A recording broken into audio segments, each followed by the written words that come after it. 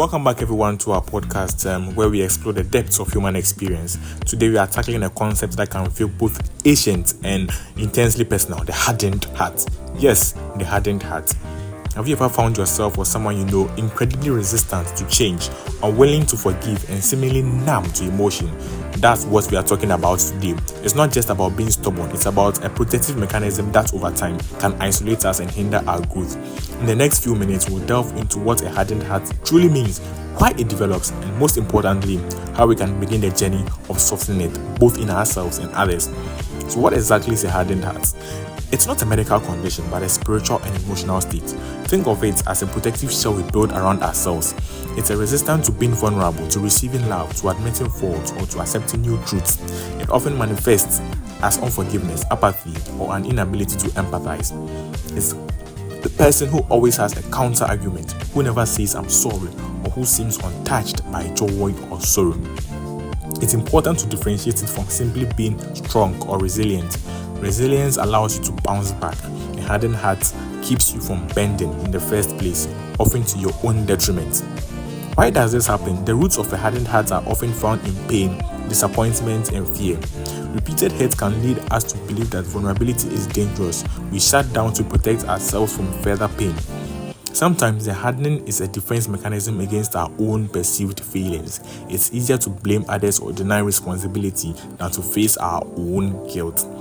Stepping out of our comfort zone requires an open heart and mind.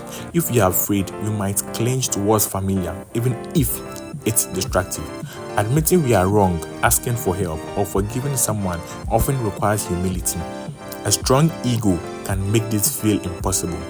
If we have been constantly judged or put down, we might build walls to deflect future attacks, becoming resistant to even constructive feedback.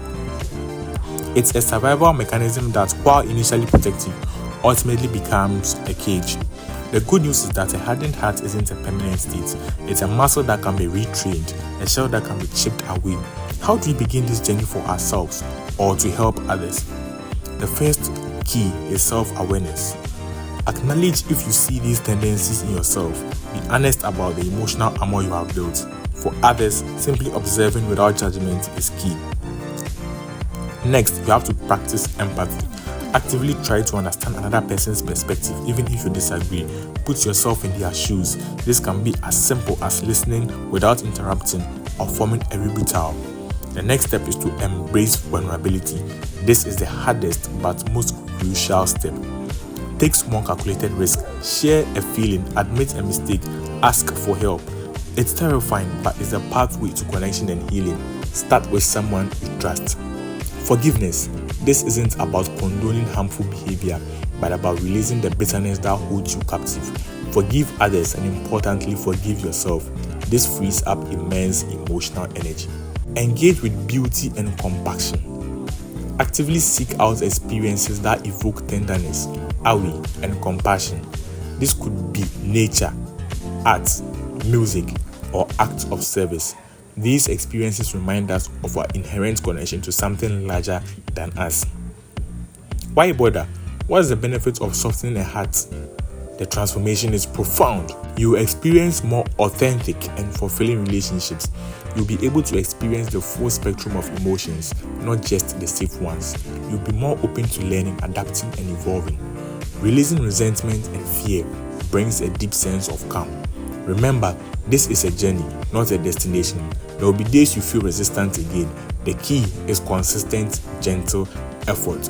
So as we close, I invite you to reflect. Is there an area in your life where your heart has become unyielding?